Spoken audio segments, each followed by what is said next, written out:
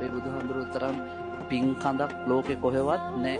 ඒකයි උන්වහන්සේ මන් තරම් දානානිසංස දන්නවනම් මිනිස්සු Taman සතු ඔක්කොම දී.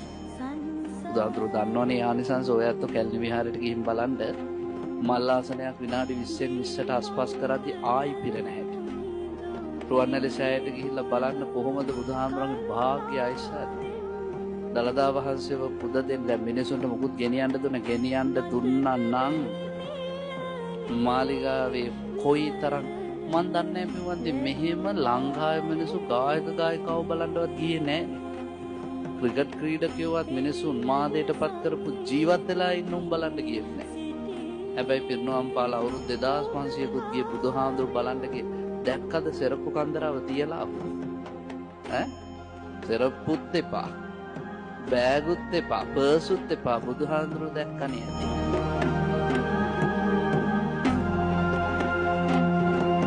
මේ තරම් පින්කඳක් ලෝකයයි පහළ වෙන්නේ නෑ. ඒ බුදුහාමුදුරු කෙරෙහි යම් කෙනෙක් අපහදිනවා නම් පින්වන්දි කරුණ එතනින් එහාට කියන්න දෙයක් නෑ. පහදිනවා නම් පහදින්න බුදුහාමුදුරන්ට.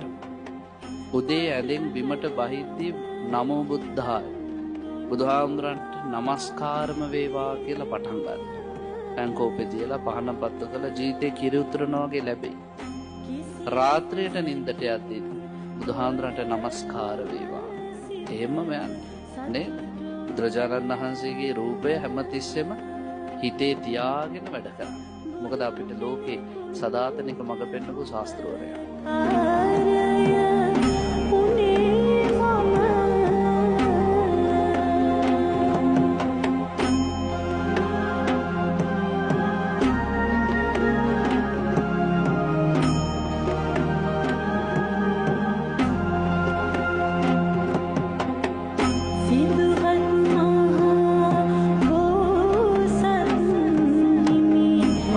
දැක්කා වගේ විතර සුදු සතුටක් දැනෙනවා.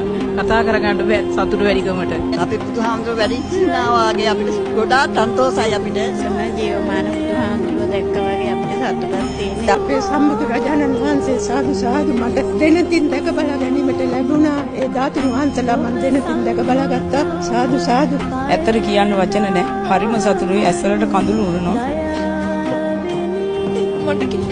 එක මොඩ කියන්න තේරෙන්නේ නැහැ. මම ගොඩක් හිතාගෙන ඉන්න දෙයක් තමයි මට බලන්න බුදුරජාණන් වහන්සේ මට දකින්න ලැබුණා. ඒක හිතාගන්න බැරි ලොකු සතුටක්. මගේ ඇස් දෙක පින්වන්තයි. මගේ බුදුරජාණන් වහන්සේ ජීවමානව වැඩ ඉන්නවා. මගේ තථාගතයන් වහන්සේ අනේක වාරයක් මට ආයෙත් දකින්න ලැබේවා කියලා මම ප්‍රාර්ථනා කරනවා. මං හිතුවේ නෑ මට